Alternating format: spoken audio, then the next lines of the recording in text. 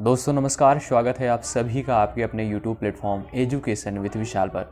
आशा करता हूं कि आप लोग अच्छे होंगे और बेहतर तरीके से यूपी बीएड प्रवेश परीक्षा 2022 की तैयारी में लगे होंगे और अपने हर सब्जेक्ट को एक बेहतर रणनीति के साथ तैयार कर रहे होंगे।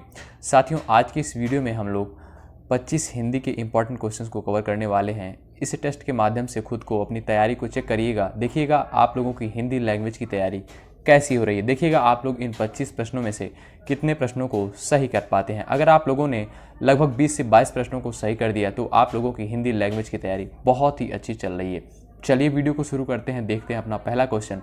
पहले आप लोग जवाब देने का प्रयास करिएगा। राइट आंसर क्या होगा आप लोग कमेंट बॉक्स में लिखिएगा। निम्नलिखित में से कौन सा शब्द एक पुल्लिंग है?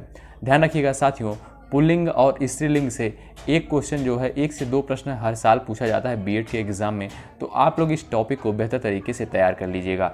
निम्नलिखित में से कौन सा शब्द एक पुल्लिंग है? बताइएगा इनमें से कौन सा शब्द जो है पुल्लिंग है। आप लोग जवाब देने का प्रयास करिएगा, कमेंट बॉक्स में अपना सही उत्तर लिखिएगा।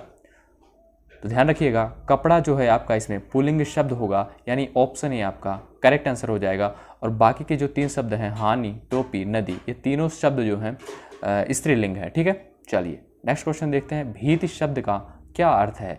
भीति शब्द का क्या अर्थ है? जवाब दीजिएगा। दीवार, डर, भीतरी, निडर। जवाब देने का प्रयास करिएगा, राइट आंसर क्या हो जाएगा। तो ध्यान रखना साथियों, दीवार यानी ऑप्शन ए आपका राइट आंसर हो जाएगा। भीति का अर्थ होता है दीवार। साथियों, हिंदी ही ऐसा सब्जेक्ट है जो आपको सरकारी सीट दिलाने में बहुत ही हेल्प करेगा, क्योंकि यहाँ से 50 प्रश्न आते हैं और आप लोग कम टाइम में इस विषय को अगर बेहतर तरीके से तैयार कर लेते हैं तो आप लोग सरकारी सीट प्राप्त कर सकते हैं। ठीक है, चलिए अगला क्वेश्चन देखिएगा। अनुकूल का विलोम शब्द क्या होता है? बहुत ही साधारण सा प्रश्न है। अनुकूल का विलोम शब्द क्या होता है? बताइएगा। प्रतिकूल, व्याकुल, अनुकूलन, आकुल। कमेंट बॉक्स में अपना आंसर कमेंट करिएगा। बताइएगा अनुकूल का विलोम शब्द क्या होता है। ध्यान रखना साथियों, प्रतिकूल यानी ऑप्शन ए आपका राइट आंसर हो जाएगा। लास्ट में अपना नाम और स्कोर जरूर बताइएगा, इससे पता चलेगा कि आप लोगों की हिंदी लैंग्वेज की तैयारी कैसी हो रही है। साथियों, हम उन्हीं सारे प्रश्नों को कवर करते हैं जो आपकी एग्जाम के लिए बेहद महत्वपूर्ण है, तो आप लोग इस टेस्ट को जरूर फॉलो करिएगा। सन्मार्ग में कौन सी संधि है? सन्मार्ग में कौन सी संधि है? आप लोग बताइएगा, राइट आंसर क्या हो जाएगा। सन्मार्ग में कौन सी संधि है? विसर्ग संधि है कि गुण संधि कि व्यंजन संधि, स्वर संधि? ध्यान रखना साथियों, व्यंजन संधि सन्मार्ग में है, यानी ऑप्शन सी करेक्ट आंसर हो जाएगा इस क्वेश्चन का। अगला क्वेश्चन देखिएगा। आधा तीतर आधा बटेर लोकोक्ति का अर्थ बताइए। आधा तीतर आधा बटेर लोकोक्ति का अर्थ क्या होता है? ध्यान रखना, इस टॉपिक से भी 1 से 2 प्रश्न आता है, तो आप लोग इस टॉपिक को बेहतर तरीके से तैयार कर लीजिएगा। साथियों, जितने भी टेस्ट हम आपको प्रोवाइड कर रहे हैं आप लोग जरूर कवर करिएगा, यहीं से आपकी परीक्षा में क्वेश्चंस देखने को मिलेंगे। बताइएगा इस लोकोक्ति का क्या अर्थ होता है? तो ध्यान रखना, बेतुका मेल होता है, यानी ऑप्शन ए आपका राइट आंसर हो जाएगा। आधा तीतर आधा बटेर का जो लोकोक्ति का अर्थ होता है बेतुका मेल होता है। ध्यान रखना इस क्वेश्चन को। आइए अगला क्वेश्चन देखते हैं। गाल फुलाना मुहावरे का सही अर्थ बताइए। आप लोग गाल फुलाना मुहावरे का अर्थ बताइए। बहुत ही साधारण सा प्रश्न है, राइट आंसर क्या हो जाएगा? आप लोग कमेंट बॉक्स में अपना जवाब लिखिएगा। ध्यान रखना, गाल फुलाना मुहावरे का अर्थ होता है रूठ जाना। ध्यान रखना, ऑप्शन सी करेक्ट आंसर हो जाएगा इस क्वेश्चन का। आइए नेक्स्ट क्वेश्चन देखते हैं। निम्नलिखित में से कौन सा शुद्ध वाक्य है? आपको बताना है इसमें से कौन सा वाक्य जो है शुद्ध है। आप लोग फटाफट इन ऑप्शंस को पढ़िए और जवाब दीजिए। कौन सा शुद्ध वाक्य है आपको बताना है, चलिए बताइए।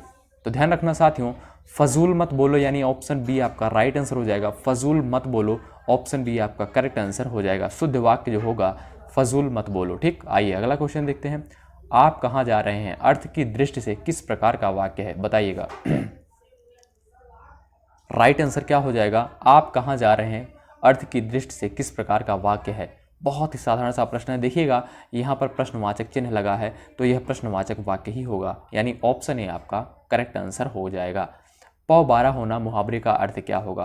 पौ 12 होना मुहावरे का अर्थ क्या होगा? चलिए बताइए, जवाब दीजिएगा। राइट आंसर क्या हो जाएगा? कमेंट बॉक्स में अपना उत्तर लिखने का प्रयास करिएगा। पौ 12 होना मुहावरे का अर्थ, ध्यान रखना, खूब लाभ प्राप्त करना, यानी ऑप्शन सी करेक्ट आंसर हो जाएगा इस क्वेश्चन का। नेक्स्ट क्वेश्चन देखिएगा। जैसा बोओगे वैसा काटोगे, एक कहावत बहुत फेमस है। यह वाक्य इनमें से किस प्रकार का वाक्य है? चलिए बताइए, मिश्रित वाक्य है, संदेहवाचक वाक्य है, संयुक्त वाक्य है, जवाब दीजिएगा। जैसा बोओगे वैसा काटोगे। ध्यान रखना मेरे दोस्तों, मिश्रित वाक्य यानी ऑप्शन सी आपका राइट आंसर हो जाएगा। मिश्रित वाक्य होगा यानी ऑप्शन सी आपका करेक्ट आंसर हो जाएगा। आइए अगले क्वेश्चन की तरफ बढ़ते हैं। फटाफट हम इन सारे प्रश्नों को कवर कर लेते हैं। देखिएगा, इनमें से कौन से शब्द कनक का पर्यायवाची नहीं है? कनक का पर्यायवाची कौन सा शब्द नहीं है आपको बताना है। कंचन, धतूरा, स्वर्ण, प्रसून, कनक का पर्यायवाची शब्द कौन सा नहीं है?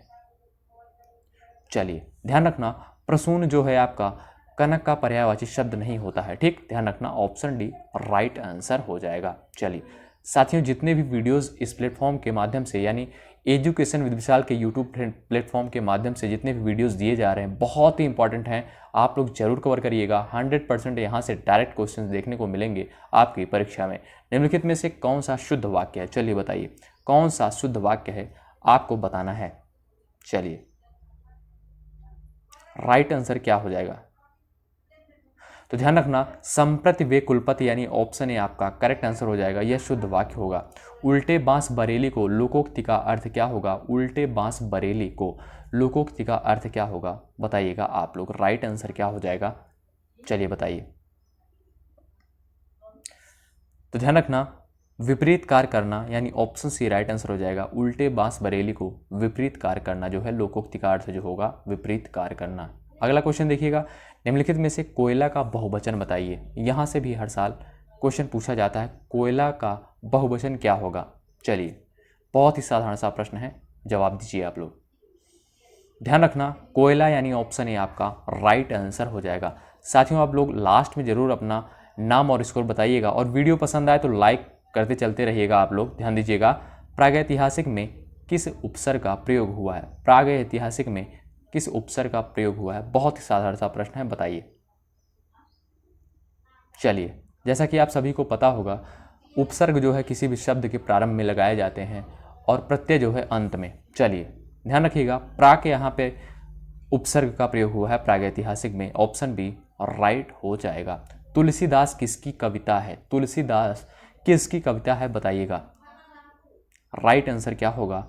ध्यान रखना, तुलसीदास जो है सूर्यकांत त्रिपाठी निराला की कविता है, यानी ऑप्शन डी राइट आंसर होगा।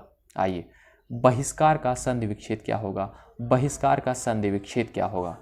चलिए बताइए, बहिष्कार का संधि विच्छेद क्या होगा?